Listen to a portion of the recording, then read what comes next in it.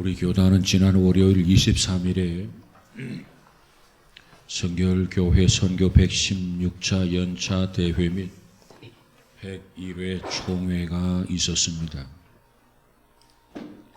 우리 성결교회는 1907년 일본 동경성서 학원에서 공부했던 김상준 그리고 정빈이라고 하는 이 두 사람이 고국으로 돌아와서 종로 일대에서 북을 들고 북을 치면서 전도함으로 이 땅에 동양 선교회가 설립되게 됩니다. 그리고 3년 후 1910년에는 동양 선교회 미국 본부에서는 영국인 토마스 목사를 감독으로 한국에 파송을 했고, 그리고 그 다음 1911년에는 성서학원이 설립이 되어져서 교역자를 양성하기에 이르렀습니다. 이처럼 놀랍게 성장했던 우리 성결교회는 1919년에 만주에 선교사를 파송하게 되고, 그리고 1927년에는 일본에까지 다시 선교사를 파송하게 그렇게 발전했습니다. 그런데 이와 같이 성장하고 발전하는 중에 여러 가지 어려움도 있었지만 우리에게 기억나는 것은 큰 시련이 있었습니다. 그 시련이 뭐냐면 1943년 5월 24일, 그러니까 해방되기 2년 전에 예수님의 재림과 그리고 세상을 심판하신다고 하는 것, 그 성경을 성경대로 가르친다고 해서 간악한 일제는 교역자 200여 명 그리고 장로 집사 100여 명을 일제히 구속을 하게 됩니다. 그리고 그것도 모자라서 1943년 12월 29일에는 우리 교단을 강제 해산을 시킵니다. 그리고 한국 교회 중에서도 우리 성결교회가 일제에 의해서 강제적으로 폐쇄를 당하게 된 것이 참 1943년 12월 29일에 있었던 일입니다. 그래서 성결교회는 교회 문마다 전부다 X자로 못을 박아서 폐쇄를 하고, 그리고 일본 헌명들을 통해서 교회를 출입하지 못하도록 시켰던 그런 역사가 있습니다. 그리고 가지고 있는 성경은 모두 다 압수해서 소각을 하고, 그리고 교회당은 공자호로 전용되었고, 그래서 박봉진 목사 등 다수가 이때 순교하는 이 순교자가 나오게 된 것입니다. 그리고 1945년 8월 15일에 우리가 해방을 맞게 되는데, 약 2년 후에 해방을 맞게 되는데, 그 해방을 통해서 폐쇄되고 해체되었던 성결교회가 다시 재건하고 회복되어져서 오늘 현재에 이르게 된 것이 우리 교단의 근세사입니다. 우리는 일본 사람들에게 의해서 이와 같이 탄압과 핍박을 받았던 때가 있었어요. 교회 안에서 예수님의 재림을 가르치지 말아라. 심판의 주님으로 이 땅에 오신다고 하는 이 소식, 이 메시지를 전하지 말아라. 이 설교를 하지 말아라. 그러나 우리 성결교회는 그 말씀을 전하지 않을 수 없었습니다. 성경이 말하는 것이 예수님의 재림이고, 성경이 말하는 것이 예수님의 심판이기 때문에 그렇습니다. 그리고 우리 성결교회에 중요한 핵심 교리가 있는데, 그 핵심 교리가 뭐냐? 사중교리다. 또 일명 사중복음이라고 하는데, 그 사중복음에 뭐가 있냐면 중생, 성결, 신유, 재림이 있었단 말이에요. 자, 그럼 중생이라고 하는 게 뭐냐? 엄마 뱃속에서 어린 생명에 잉태했다가 세상에 출생하게 되지요. 출생하면 그걸로 다 되는 거 아니잖아요. 자라나야 됩니다. 건강하게 자라나야 돼요. 세상에 출생은 했지만 건강하게 자라지 못한 그런 어린이들이 얼마나 많습니까? 그러기에 건강해야 된다. 잔병 치레하지 말아야 된다. 그래서 신유라는 게 있어요. 이처럼 건강하게 자라고 잔병 치레하지 아니하고 이렇게 성장을 하다가 우리 인간의 육신은 사망을 고하게 되는데, 여기에 비하여 우리의 신앙 생활을 적용해 보면 이렇습니다. 우리가 거듭나야 된다는 거죠.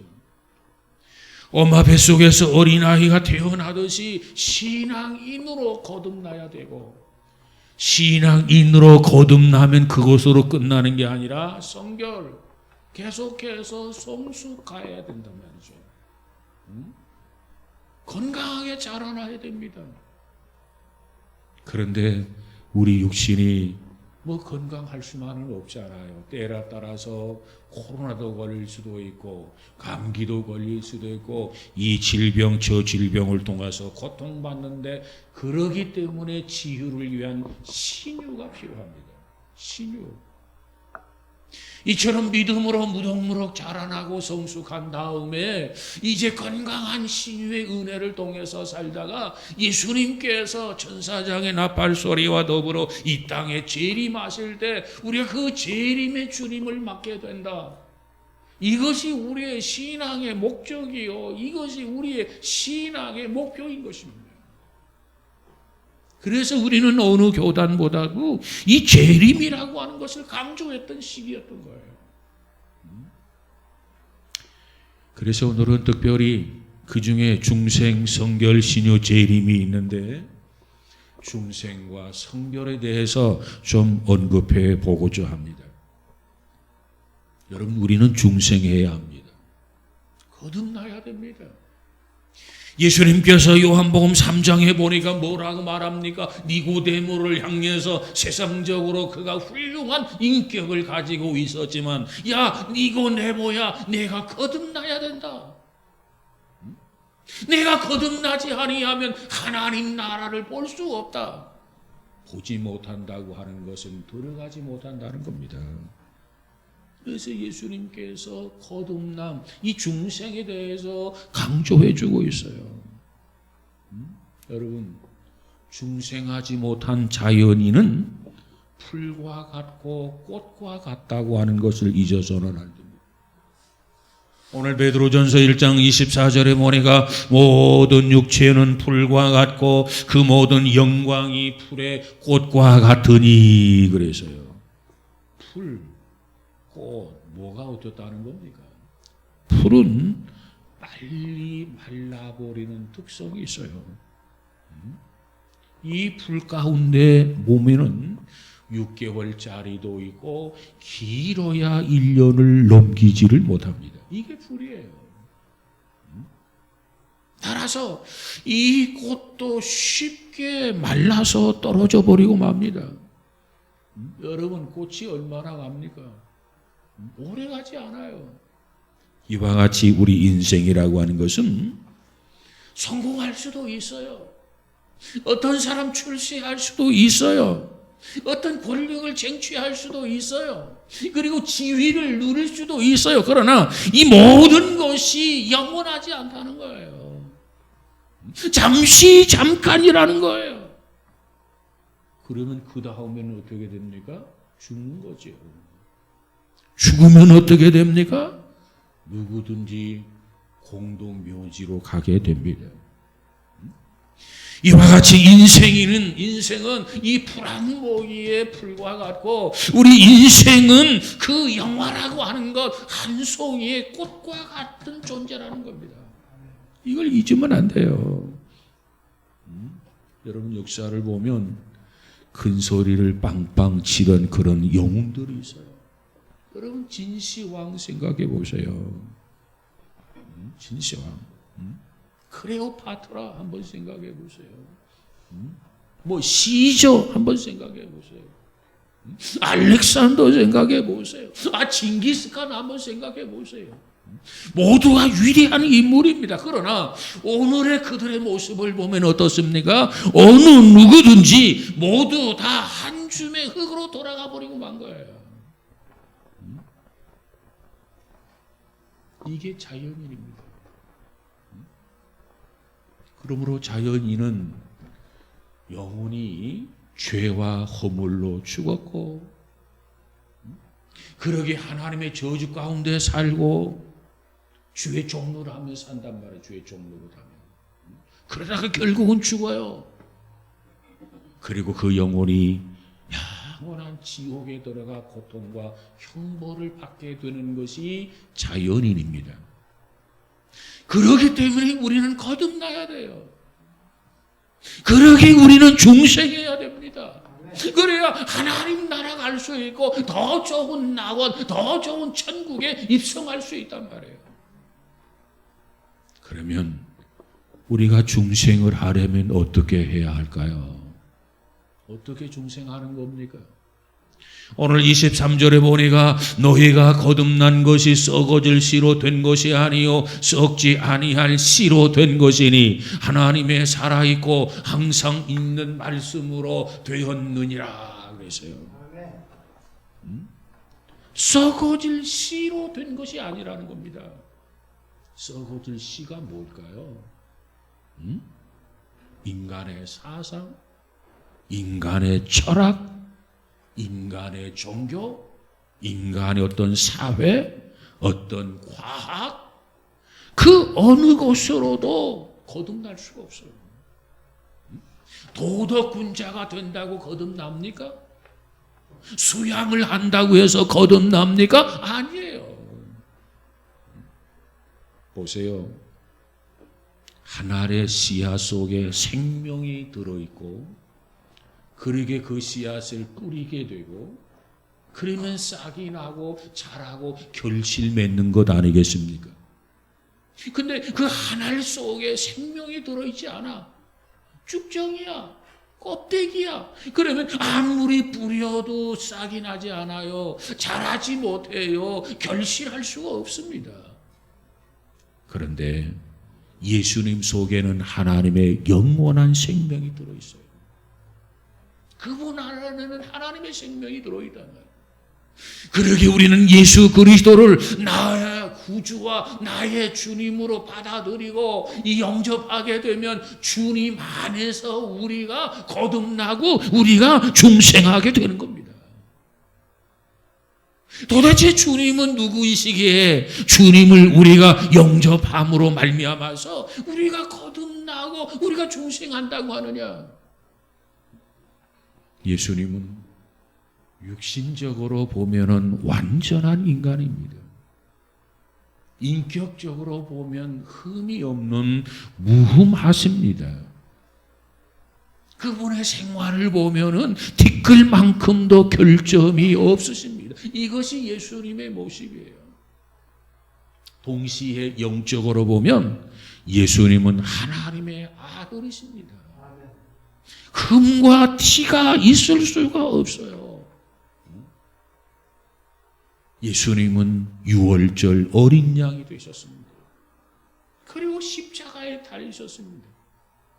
그리고 우리를 위해서 온갖 고초와 고통을 당하시다가 십자가에서 아낌없이 물과 피를 다 쏟아주시고 다 이루었다 선언하시면서 십자가에서 우리를 위해서 죽으셨단 말이에요. 대속해 주셨다는 겁니다. 이게 예수님의 죽으심이에요.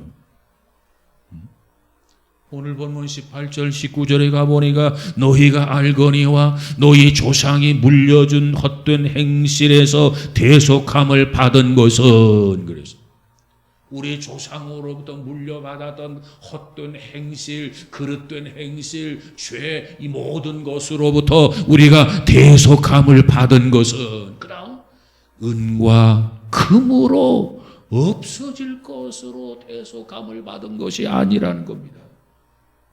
무엇으로 대속함을 받았는가? 오직 흠없고 점없는 어린 양 같은 그리스도의 보배로운 피로 한 것이니라 그랬어요. 자, 헛된 행실에서 대속함을 받았다. 대속이란 말의 뜻이 뭡니까? 이 대속이라고 하는 말은 대신 샀다, 대신 사버렸다, 그런 뜻입니다. 어떠한 상태에서 대신 샀느냐? 어떠한 상태에서 주께서 대신 우리를 사버렸느냐? 우리의 형태를 보면 이렇습니다. 우리 인간은 의인은 없나니 한 사람도 없다. 모든 사람이 죄를 범하였음에 하나님의 영광에 이르지 못한다. 모두가 죄인입니다. 모두가 죄의 종입니다. 마치 죄악이 가득한 세상이라고 하는 시장 바닥에서 이 마귀와 지옥으로 막 싸구려로 팔려가는 오늘 우리들의 모습이었다는 겁니다. 덤핑으로 팔려가는, 떠리로 팔려가는 우리 인생이었다는 겁니다. 그런데 그 상황 속에서, 그 현실 속에서 예수님께서 자신의 핏값을 지불하고 내가 이 일을 내 것으로 샀다는 거지요. 주께서 우리를 주의 것으로 사버렸다는 겁니다. 이게 대속이라는 뜻이에요. 그렇습니다. 예수님은 우리의 죄와 허물에서 우리를 건지셨습니다. 저주와 형벌에서 우리를 해방시켜 주셨습니다. 그러기 위해서 예수님이 십자가를 지셨고 다 이루었다 선언하신 겁니다. 그리고 사흘 만에 부활하셨습니다. 그리고 승천하십니다. 승천하신 예수님은 본래 계셨던 하나님의 영광의 자리로 돌아가신 거예요. 그 과정을 통해서 우리에게 하나님의 생명을 심어주었어요. 그 과정을 통해서 우리에게 그리스도의 생명을 우리에게 부어주었어요.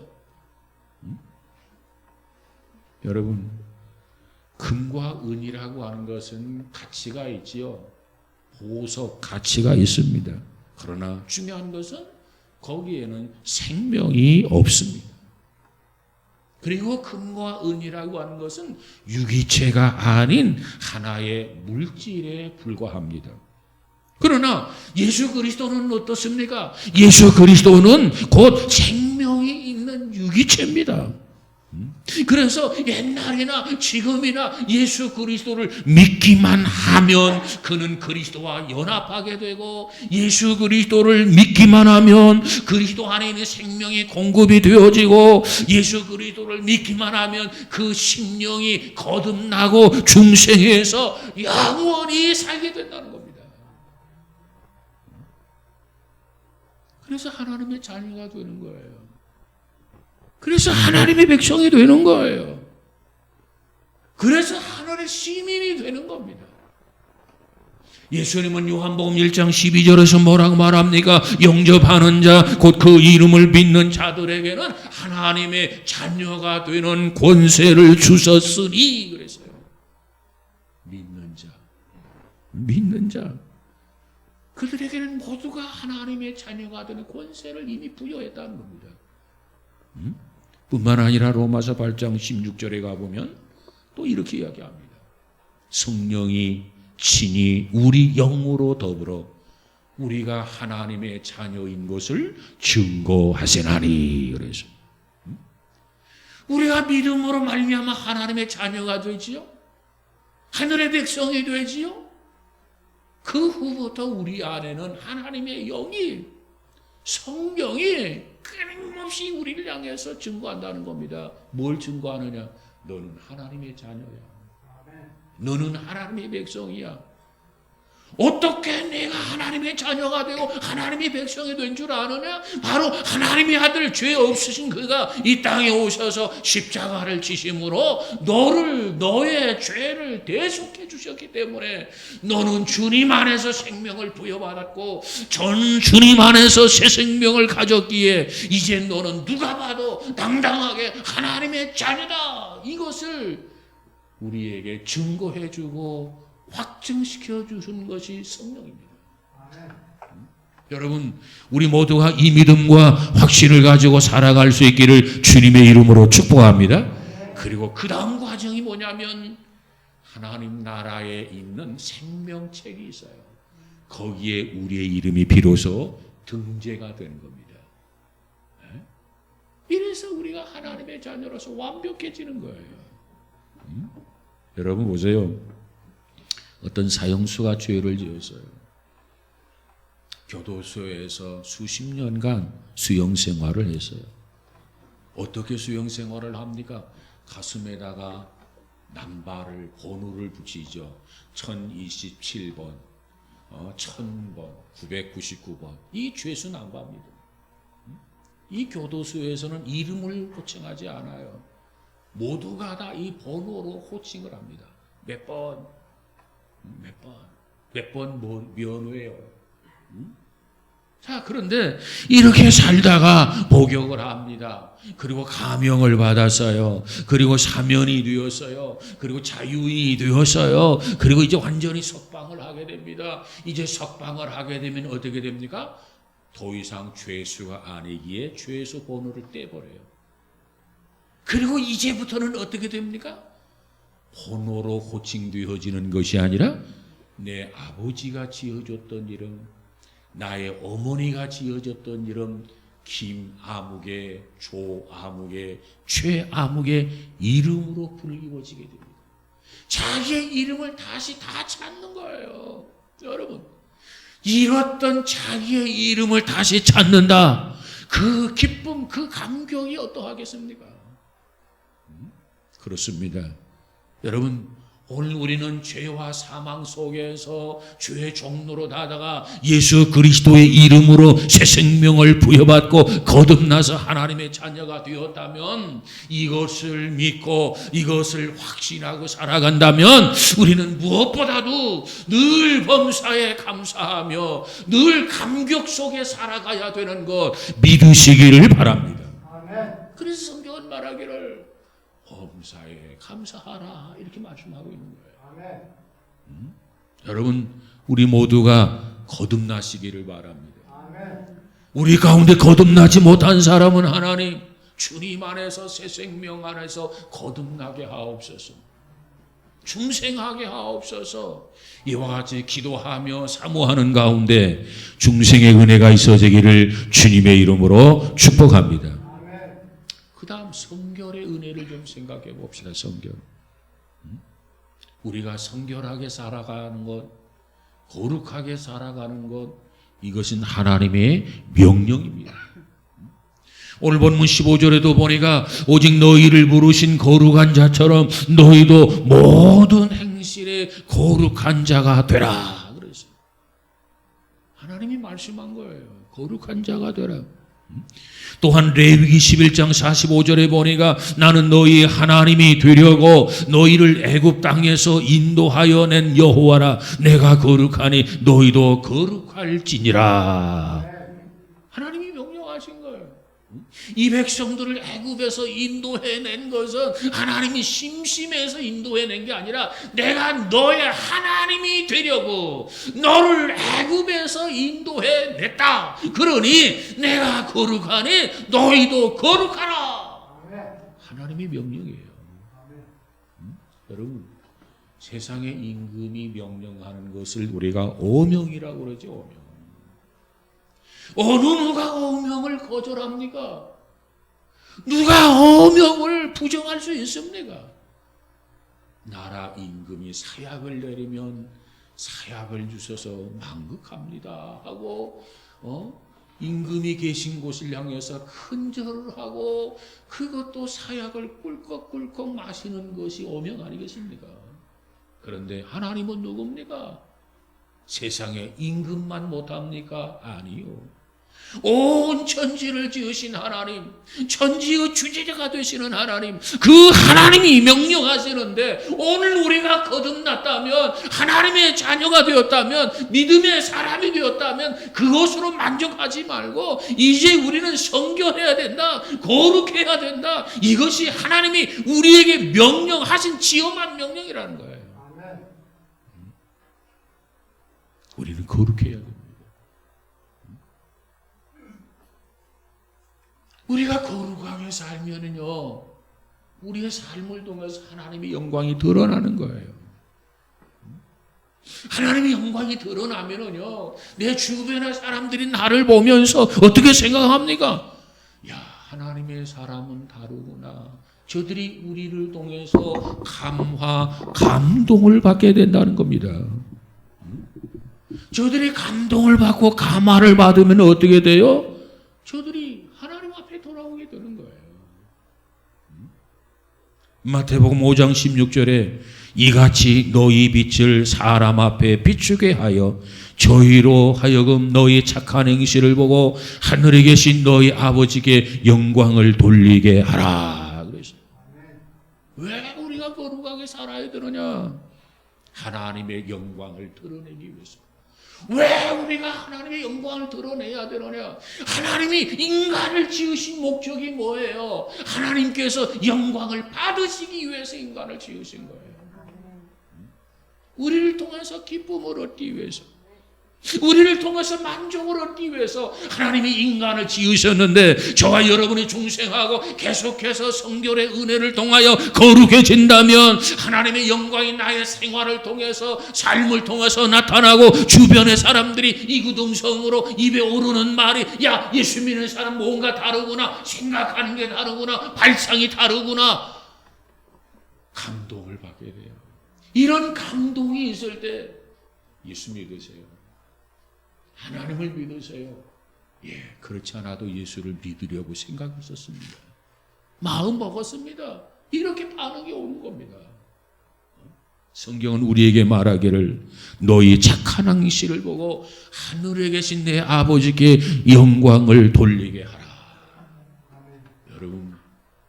여러분의 삶을 통해서 하나님 앞에 영광을 돌리고 있습니까? 거룩한 생활을 하고 있다면, 성결한 삶을 살고 있다면 하나님께 영광을 돌리고 있지만, 그러지 못한 사람은 오히려 하나님께 욕을 돌리는 사람이 될 겁니다. 이처럼 성결하게 살아갈 때, 이처럼 거룩하게 살아갈 때, 주님이 이 땅에 재림하시고 심판하실 때 우리에게 칭찬하시고 상급과 멸관을 주실 것을 믿으시기를 바랍니다. 자, 그러면 우리가 어떻게 살아야 거룩하게 살아갈 수 있을까요? 어떻게 살아야 성결하게 살아갈 수 있을까요? 우리가 거듭나게 되면 하나님은 자신의 생명을 우리에게 넣어주고, 우리가 중생하게 되면 거룩한 성품, 거룩한 신성을 하나님께서 우리에게 넣어줍니다. 그래서 예수 믿는 사람, 거듭난 사람에게는 하나님의 생명이 이 안에 있는 거예요. 거룩한 성품이 우리 안에 있는 거예요. 그런데 이것만 가지고 우리가 거룩하게 살 수 없어요. 성경은 말하기를 힘으로 능으로 못하지만 나의 영으로 되느니라, 신으로 되느니라. 이 무슨 말입니까? 인간의 힘으로 아무리 노력을 하고 아무리 재주를 피워도 우리 스스로는 거룩해질 수 없다는 겁니다. 우리 안에 계신 성령이 함께 해주시고 도와주시고 역사한다면 우리는 계속해서 성결하고 계속해서 거룩해지고 우리 안에 하나님의 성품을 다시 다 회복이 가능하다는 거예요. 여러분, 요한 웨슬레라는 사람 여러분 잘 아실 겁니다. 그는 1738년 5월 24일에 올더 스케이트 모라비안 그 교도들이 집회를 하고 있을 때 그 집회를 참여하게 됩니다. 근데 이 모라비안 교도들의 집회에 참여했던 웨슬레가 가슴에 뜨거움을 경험하게 돼요. 이것을 성령 세례라, 이것을 성결의 경험이라 이렇게 말합니다. 그때 그의 나이가 몇 살이었느냐? 35세 젊은 나이였습니다. 그래서 그가 중생했어요. 그가 성결의 은혜를 받았어요. 그래서 영국의 18세기 부패한 영국, 희망 없는 영국, 그 영국을 그는 거룩하게 만들었어요. 성결 운동을 했단 말이에요. 홀리그룹을 만들어서 영국 전체를 그가 변화시켰어요. 여러분, 우리는 중생한 것만 가지고 결코 만족해서는 안 됩니다. 성결의 체험이 날마다 있어야 된단 말이에요. 어린아이가 어머니 뱃속에서 태어났으면 그걸로 끝나는 게 아닙니다. 엄마의 돌봄을 통해서 긴 자리 마른 자리 계속해서 아이를 양육해야 어린아이가 이제 소년이 되고 청년이 되고 장년 노년이 되는 거 아니겠습니까? 오늘 우리 신앙인도 마찬가지예요. 중생했다고 해서 끝나는 게 아닙니다. 계속해서 예수님의 십자가를 묵상하고 예수님의 부활을 바라보고 예수님의 재림의 사건을 생각하면서 사모하면서 늘 자신을 쳐서 복종시키며 나아가게 될 때 이전보다 더 자유로워지고 이전보다 더 평안함을 얻게 되고 이전보다 더 거룩하게 되고 이전보다 희미했던 하나님의 성품이 우리 안에 분명해지게 된단 말이에요.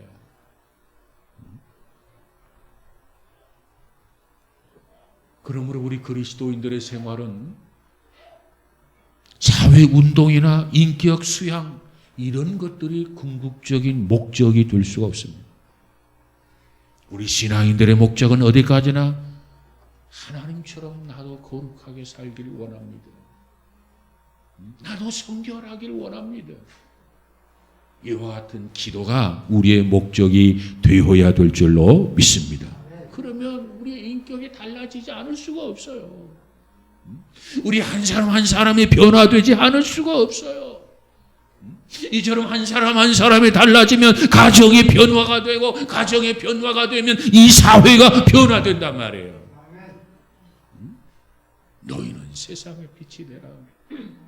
너희는 세상의 소금이 되라. 사랑하는 여러분, 이 말씀을 마음에 두고 이 말씀을 쫓아서 살아가는 우리 모두가 되어지기를 주님의 이름으로 축복합니다. 그런데 이 거룩이라고 하는 것이 구호로만 그쳐서는 안 된다는 거예요.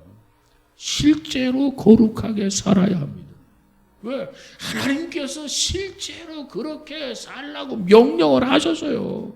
16절에 뭐라고 말합니까? 내가 거룩하니 너희도 거룩할지니라. 그래서 15절에 가보면 오직 너희를 부르신 거룩한 자처럼 너희도 모든 행실에 거룩한 자가 되라. 그래서 여러분, 우리가 세상을 살아가면서 정말 이처럼 거룩하게 살아가려면 모든 행실에 거룩한 자가 되려면 어찌해야 되는가? 오늘 본문에서 13절에 보니까 마음의 허리를 동이라. 마음의 허리. 여러분, 우리의 마음과 생각은요, 제멋대로 굴러갑니다. 이 생각하고 저 생각하고 죄된 생각도 하고. 그래서 우리는 정말 성결해지려면 먼저 해야 할 게 뭐냐면 이 마음과 생각을 통제를 해야 돼요. 마음과 생각을 다스릴 줄 알아야 돼요. 그러기 위해서 마음의 허리를 동이라 그랬습니다.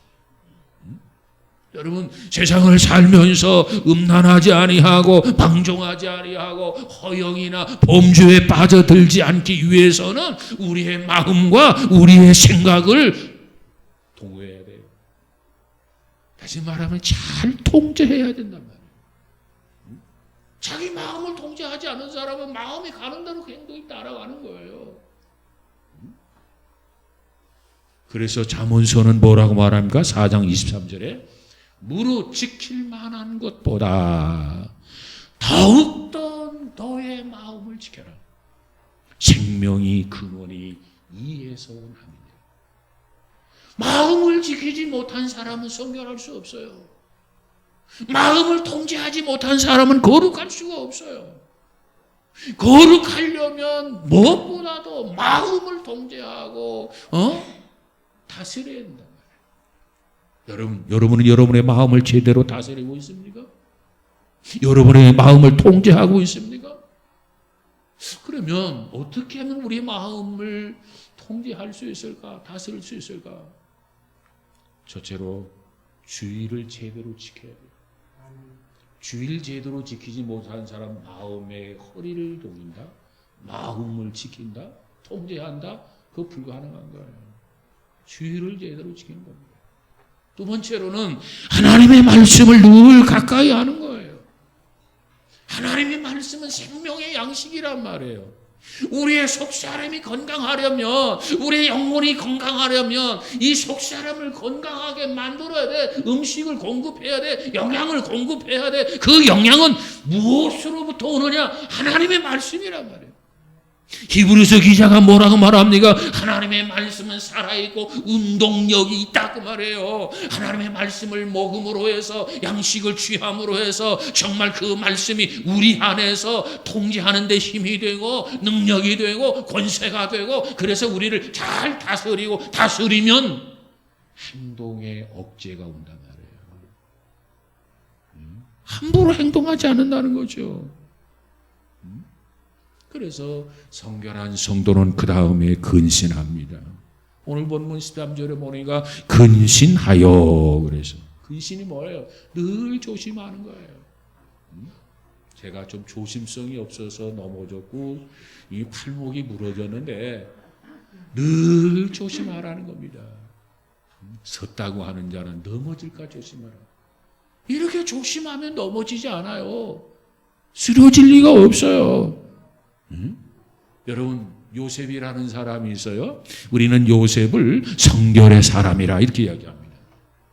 얼마나 경건하게 삽니까? 자, 그런데 그가 애굽으로 팔려갔어요. 애굽에 가서도 그의 신앙, 경건 생활은 끊임없이 지적됩니다. 그래서 결국은 어떻게 됩니까? 애굽의 국무총리가 돼요.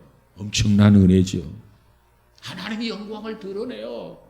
모든 사람들이 이구동성으로 칭찬해요.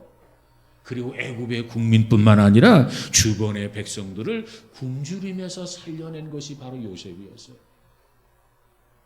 우리가 잘 아는 삼손을 생각해 봅시다. 삼손, 음란과 범죄와 세속적인 삶 속에서 어떻게 됩니까? 두 눈이 뽑히고 그리고 비참하게 멸망을 했어요. 여러분, 우리는 요셉과 삼손 이 두 사람이 있는데 누구를 본받으시기 원하십니까? 누구를 본받아야 하겠습니까? 그건 두말 없이 삼손이 아니라 요셉을 본받아야 되지 않겠습니까? 그러면 어찌해야 되는가? 오늘 성경 14절은 말하기를 사욕을 버리라는 겁니다. 너희 사욕을 본삼지 말고, 22절에 너희가 진리를 순종함으로 너희 영혼을 깨끗하게 하여 거짓이 없이 형제를 사랑하게 이르렀으니 마음으로 뜨겁게 피차 사랑하라 그랬어요. 여러분, 우리는 성결한 생활, 경건한 생활을 하기 위해서는 지나친 더러운 이기주의에서 벗어나야 됩니다. 깨끗한 심정으로 하나님 앞에 순종하고, 그리고 이웃 형제를 사랑해야 됩니다. 이것이 성도들, 특별히 성결하기를 원하는 사람들의 삶의 내용이 되어야 한단 말이에요. 베드로전서 1장 17절에 보니까 이렇습니다. 유모로 보시지 않고 각 사람의 행위대로 판단하시는 자를 너희가 아버지라 부른즉 너희의 나그네로 있을 때 두려움으로 지내라 그랬어요. 자, 우리가 거룩하게 살아야 되는데, 우리가 성결하게 살아야 되는데 그러지 못하다고 하는 아쉬움이 있다고 한다면 이렇게 이야기합니다. 내가 이렇게 살다가는 하나님 앞에 징계를 받을까 두렵다. 두려움을 가지라는 거예요. 또 나로 인하여 하나님의 영광에 욕이 될까 두려워하라는 겁니다.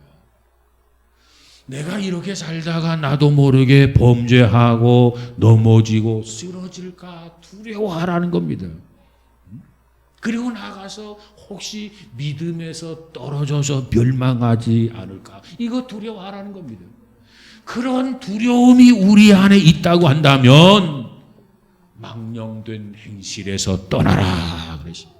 오늘 본문 18절에 보니까 너희가 알거니와 너희 조상의 유전한 망령된 행실에서 구속된 것은 그래서요. 아담 이래로 우리는 유전된 부패성과 망령된 행실을 따라서 살아왔는데 이제 그 상황 속에서 그리스도로 인하여 우리가 구속받았다는 거예요. 이제 자유함을 얻었다는 겁니다. 그러기에 이제는 거룩한 생활이 반드시 필요하다는 거예요. 구별된 삶이 반드시 요구된다는 겁니다. 그러면서도 말씀하시기를 하나님은 외모로 보시지 않고 각 사람의 행위대로 보신다. 여러분, 오늘 우리는 하나님께서 우리의 중심을 보시고 행위를 보심을 꼭 기억하시면서 내가 이러다가 칭찬받을 수 있을까? 상급받을 수 있을까? 책망받는 것 아니야? 버림받는 거 아니야? 늘 두려움을 가지고 살아갈 수 있기를 주님의 이름으로 축복합니다. 뿐만 아니라 사람들에 대해서, 형제들에 대해서 사랑하며 살라는 거예요. 우리가 아무리 거룩하게 살고 성결하게 산다 할지라도 그것이 이웃을 향해서 드러나야 된다는 겁니다. 오늘 본문 22절에 보니까 뭐라고 말합니까? 거짓이 없이 형제를 사랑하게 이르렀으니 마음으로 그것도 뜨겁게 그것도 피차 사랑하라 그랬어요. 형식적으로 하지 말고, 의무적으로 하지 말고, 외식적으로 하지 말고 진실한 마음으로 사랑하라는 겁니다. 그러면 상대가 감동받게 되고, 감동을 받으면 주님 앞에 나오게 되고, 그래서 한 영혼이 구원받게 되는 거예요. 여러분, 우리는 다른 사람이 구원받는데 장애가 되는 것이 아니라 다른 사람이 구원받는데 유익함이 있어지는 복 있는 성도 우리 모두가 되어지기를 주의 이름으로 축복합니다. 그러기 위해서 성결한 삶이 필요해요. 그러기 위해서 거룩한 삶이 필요해요. 오늘 우리 가운데 아직도 중생하지 못한 사람이 있다면 하나님 거듭나게 하옵소서. 중생하게 하옵소서. 하늘의 영광을 보게 하옵소서 기도하시고, 중생했다면 거듭났다면 그것으로 만족할 것이 아니라 이제는 거룩하게 성결하게 날마다 자라가게 하옵소서. 이렇던 하나님의 형상을 하나하나 회복하게 하옵소서. 그리스도의 장성한 분량에 이르기까지 성숙한 지경에 이르게 하옵소서. 이와 같이 기도하고 혹시 병들었더라면 신유의 은혜를 주옵소서. 건강이 영적인 건강도 회복하게 하옵소서. 그래서 주님을 기쁘게 맞는 재림의 주인공이 되어지게 하옵소서. 이와 같이 기도하며 사모하는 저와 여러분 우리 모두가 다 되어지기를 주님의 이름으로 축복합니다. 기도하십시다. 거룩하신 하나님 감사합니다. 거듭나게 하시고 또 거듭난 자로서 하나님이 원하시는 대로 무럭무럭 자라 성결하게 하시고, 행여나 우리 가운데 질병으로 넘어지고 쓰러진 자 있습니까? 고쳐주시고 치유하여 주셔서 영혼의 잘됨과 같이 범사가 잘되고 강건해서 주님 재림하실 때 아멘 주 예수 어서 오시옵소서. 기쁘게 주를 맞는 복된 자들 되어지게 하옵소서. 예수님 이름으로 기도하옵나이다. 아멘.